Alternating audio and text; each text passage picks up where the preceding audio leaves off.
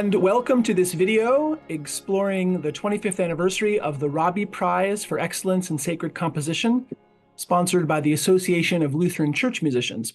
My name is Zeb Heiben, and I chaired the adjudication committee of the Raabe Prize from 2014 until 2021. I serve as director of chapel music and associate professor of church music at Duke University. And it's my great pleasure to be with Dan Forrest today. Dan was the recipient of the Raabe Prize in 2009 for his large-scale work In Paradisum. Dan is a prolific and award-winning composer who serves as vice president of publications and editor at Beckenhorst Press and on the composition faculty at Furman University in Greenville, South Carolina. Welcome, Dan. Thanks for joining me today. Oh, it's my joy. Glad to be with you, Zed. Could you tell us a little bit about your kind of your vocational journey? What brought you to be a composer? What were some of your formative influences and kind of milestones along the way? And maybe particularly your interest and connection with church music.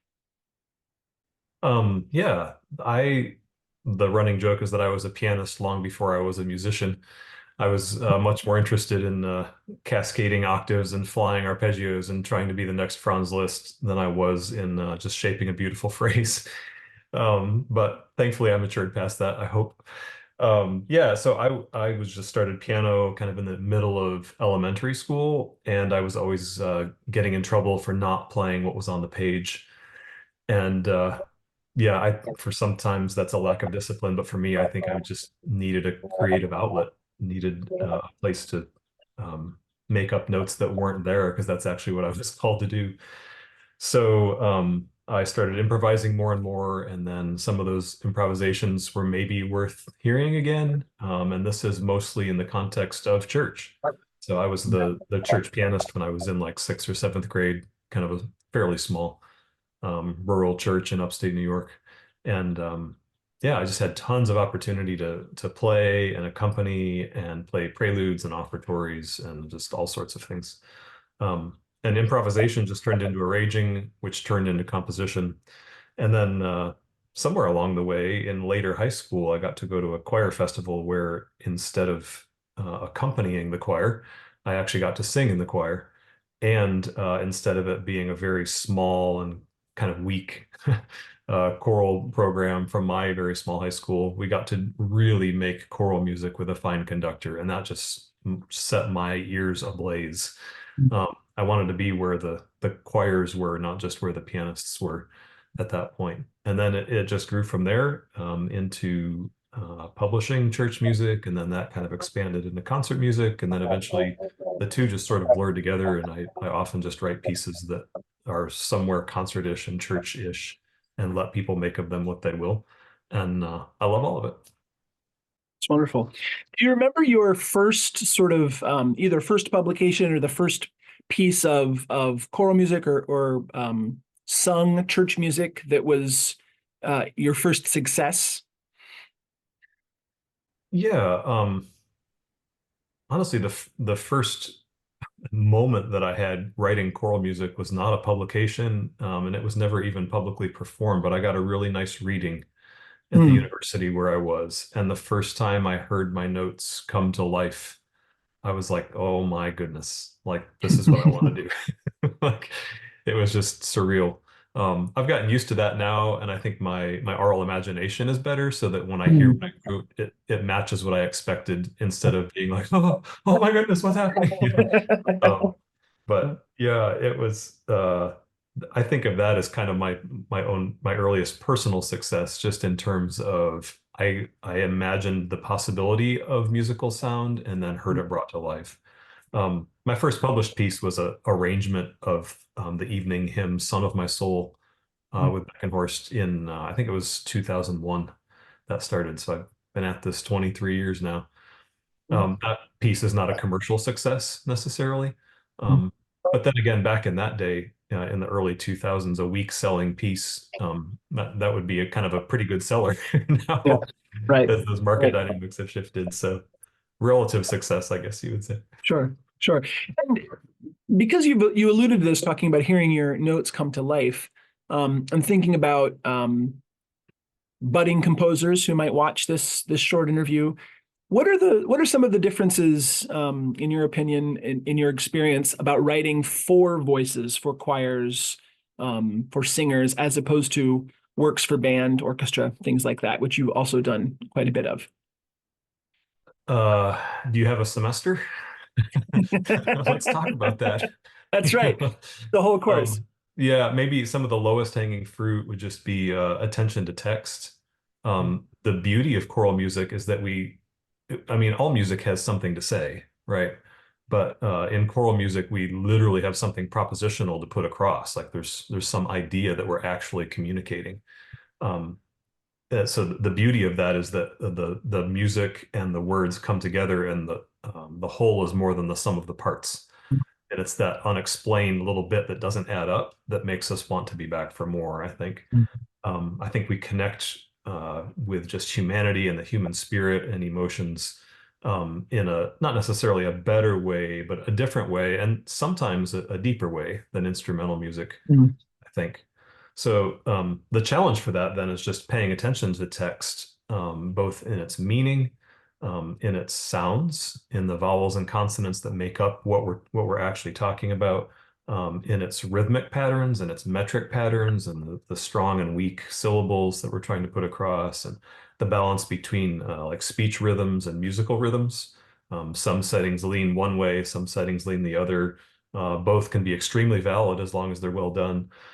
Um, and then just paying attention to the voice itself and singers, this instrument that is just uniquely human. It's not some external thing that we hold in our hands or sit down at like I do at the piano, but the idea that you are the instrument and it's housed within, and the same mechanisms that give you life and sustain your very being on this earth.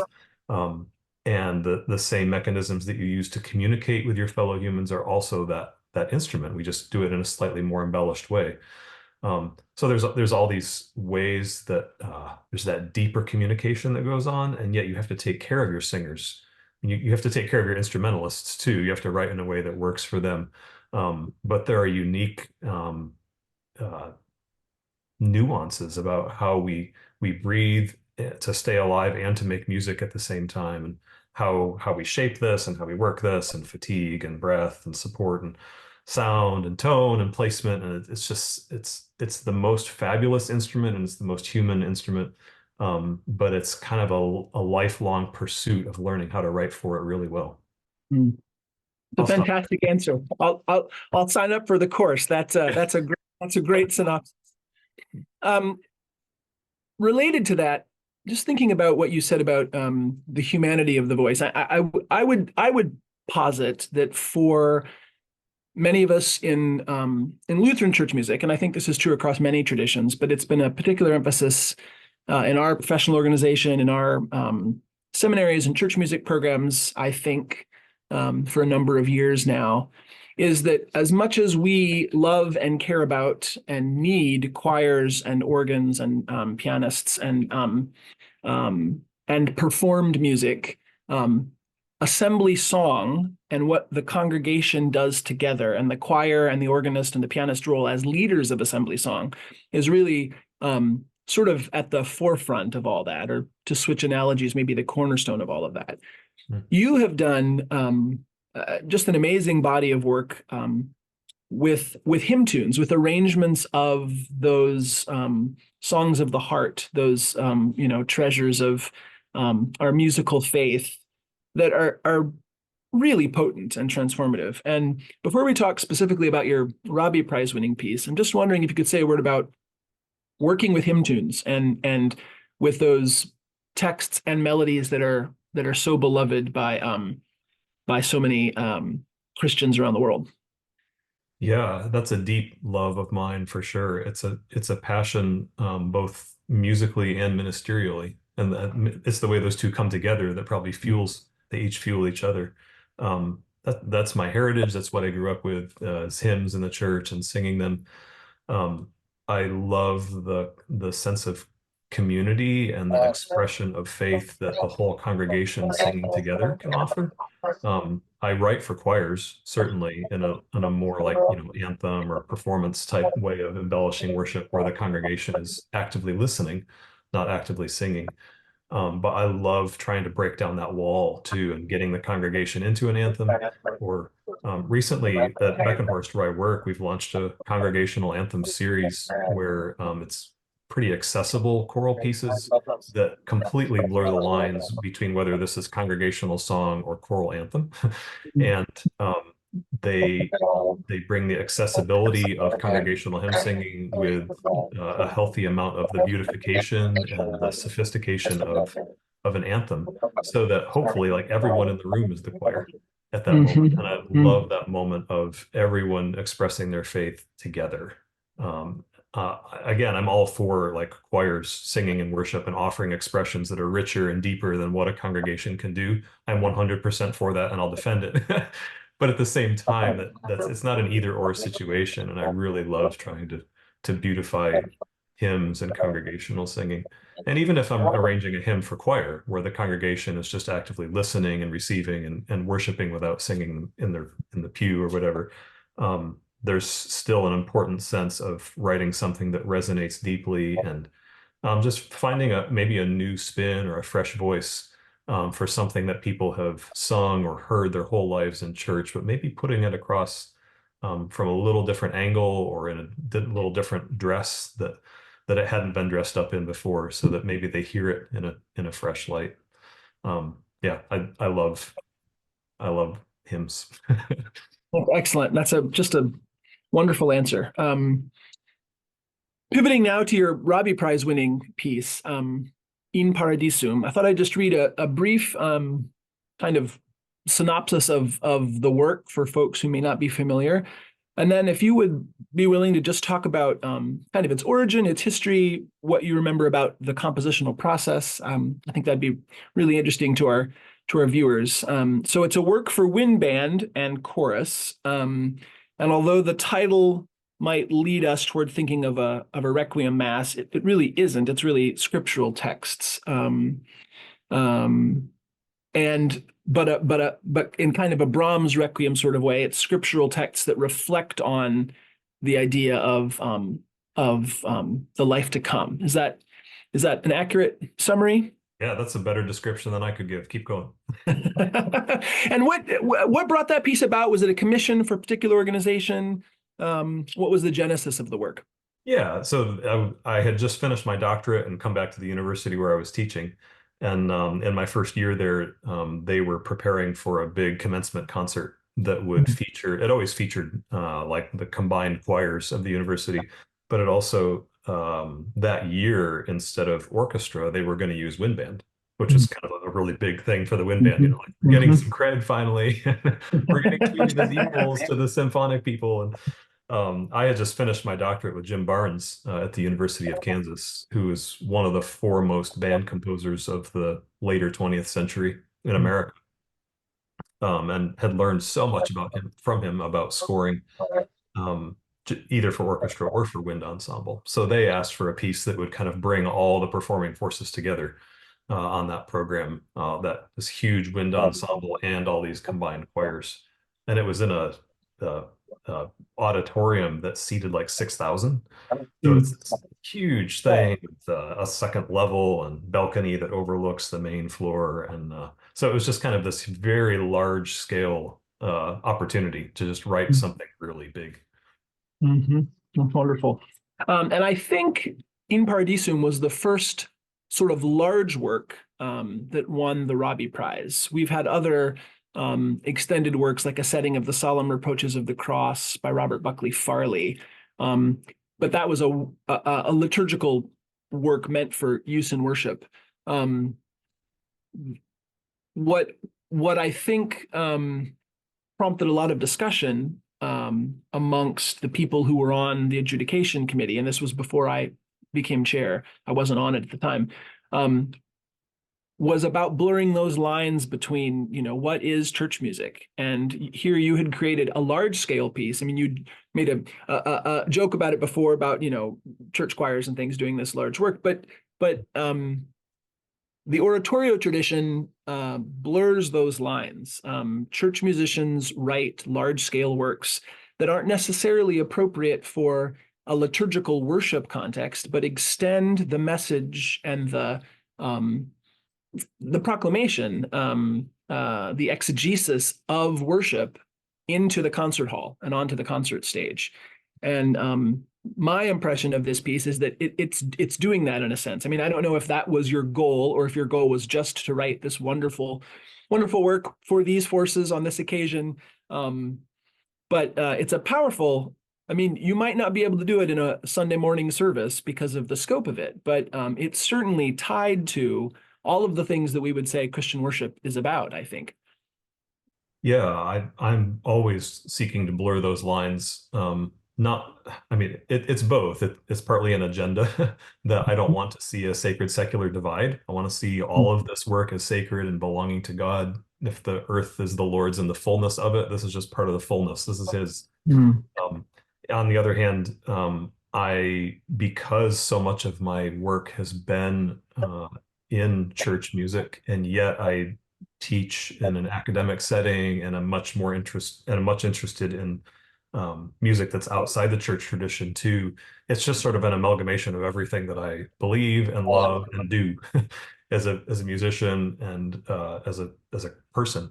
So it's just it's partly that I want this to happen, but it's partly that I'm just all those things are a part of my voice, and this is kind of what comes out sometimes Mhm. when I sit down to write. And in this case, I mean, for a Christian university, it kind of made sense that Yeah. it's both Christian and university, and they Yeah. want something kind of substantial. So Mm. those pieces never sell super well. There's not a huge market for 14-minute pieces for chorus and wind ensemble. But the opportunity to create something of real richness and depth and breadth is something I really relish. Mm. And I'm just echoing and reiterating for the viewer what you said about maybe paraphrasing. You can't compartmentalize the different parts of who you are as an artist, a musician, a composer, and a Christian. That all kind of um, works together in probably conscious and subconscious ways. I expect. For sure. Yeah. I mean, there's a way and a time in which you're professional and you don't like have to attach a little cross to everything. Like Right. that quote that's attributed to Luther, that's actually, I think, not Luther. But I love the idea that like, the Christian shoemaker isn't the one who tacks the little cross onto every single pair of shoes they make, but the one that just makes the very best shoes they Makes good shoes. for the glory of God and the good of their neighbor. Like here, Mm-hmm. that's what I'm trying to do with music. And some pieces kind of have more of a cross on them, so to speak. Other pieces maybe imply that, but don't state it directly. And other pieces, I'm perfectly content to not be Christian in any way, shape, or form, but just to make great art. I have deeper reasons and foundations from which I create that art. I don't always have to be like really overt about it. Yeah. So I'm happy for all of those things, and they all represent who I am. Well, since you invoked Luther, alone of the 16th century reformers, Luther believed and wrote that music was a gift from God, not something humans created. Yeah. So in a sense, any good music that we're creating, regardless of whether it has text or not, and whether that text is sacred or not, is contributing to the goodness of and the beauty of creation. Of course. Theologically anyway, for the Lutherans.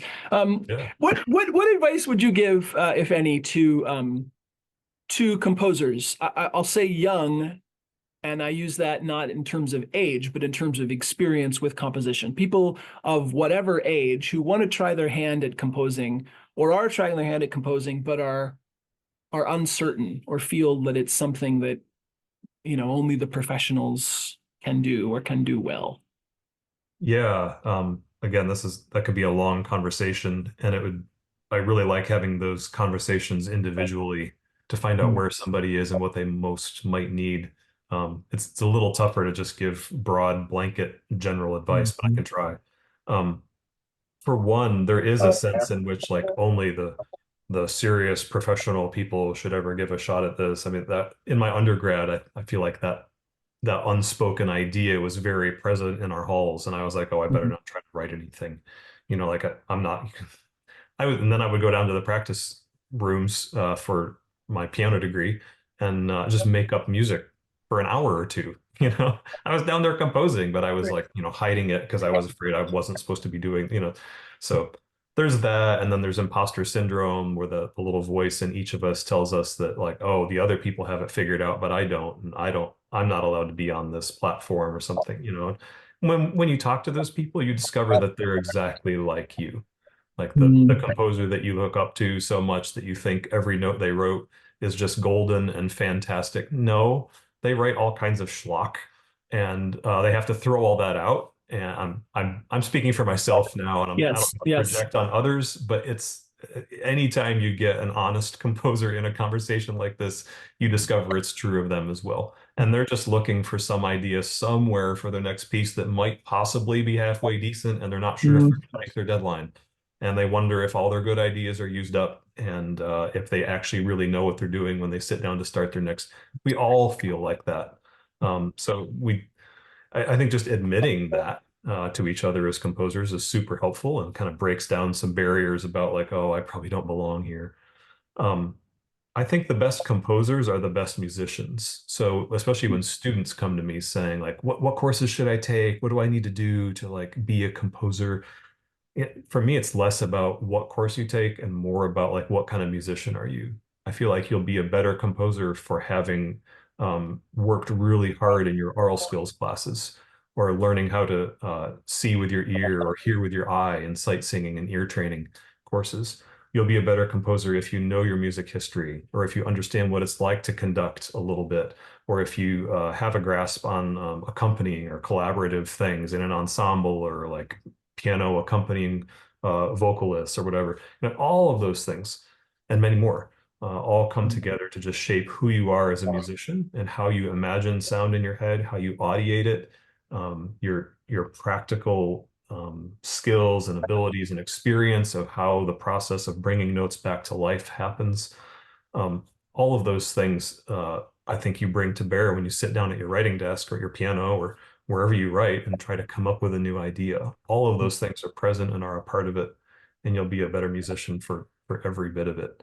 So, mm, like, pursue the best musicianship that you can, and mm. don't be afraid to just take your little improvised idea and see if it might be able to turn into something. Last thing, I'll just self-impose a limit here. Last thing I'll say on that is form. It's so common to find composers who say, I came up with this like melody and this little idea, but I don't know what to do with it.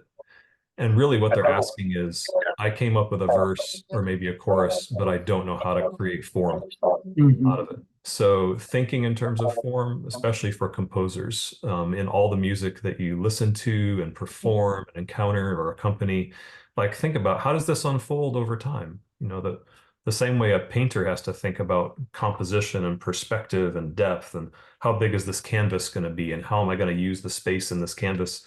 The composer just has to think that way in terms of time. How am I going to fill up from initial downbeat to final cutoff? How large is that space? What is the flow of momentum in that space? Where am I using repetition and unity versus diversity and contrast to keep my listener engaged and yet still feel like the piece holds together? There's some pretty basic principles at play in any form. You just have to give it some thought. And I think it's super helpful to be thinking about form in the pieces that you're looking at or encountering wherever, um, so that then you have kind of a stockpile of ideas and some paradigms to follow in your own composing so that you can turn I have an A theme, like, oh, now what am I going to do Mm. with it?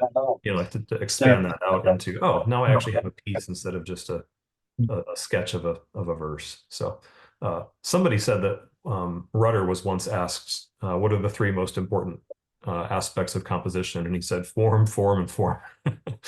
Kind of like location, location, location. Right, right, I, right. I think there's a lot of value in that. And you do um, participate in, lead some kind of educational opportunities for composers through Beckenhorst and the American Choral Directors Association. Is that correct? Yeah, absolutely. Thanks for asking about that. It's through the John Nesbeck Foundation. Um, most years, not every year, but most years, we host a composers workshop in the summer, and it's specifically for choral composers. it is often leaning towards church music composition because Beckenhorst is involved.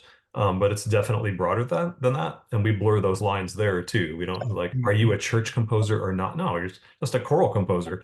And most of them bring the works for church, but we do stuff beyond that as well. So yeah, that's a place where we bring in a couple other faculty members, and then we do a lot of discussions and question and answers, and then we review pieces that the composers bring, give them feedback.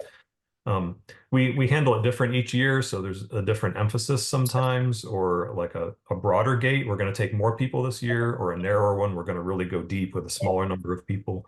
The next one is in 2025, and it's in Cambridge, Oh, wow. which pretty good town to discuss choral music. That's We've got, right. so I'll be leading it, but we've got Paul Mueller coming, and Bob Chilcott's going to give a presentation, and Sarah McDonald's going to be there, and yeah, there's some really neat opportunities, and the people that emerged from that workshop have done some really good work that we're very proud of. So yeah, I'm Wonderful. glad for the chance to advertise. Thank you. Absolutely. Well, if you're watching this prior to the summer of 2025, look for that workshop through the John Nex Beck Foundation. Well, Dan, thanks so much for your time today, and congratulations. Only a decade and a half late on your 2009 winning of the Raabe Prize for Excellence in Sacred Composition. And thanks for your time. Absolutely. I'm glad for the support that the Lutheran church musicians are giving to this kind of work. And like you said, the way that we're kind of erasing some of the lines between what's concert and what's church, what's sacred and what's not. All of it is sacred, all of it's God's. And thanks for your support of it.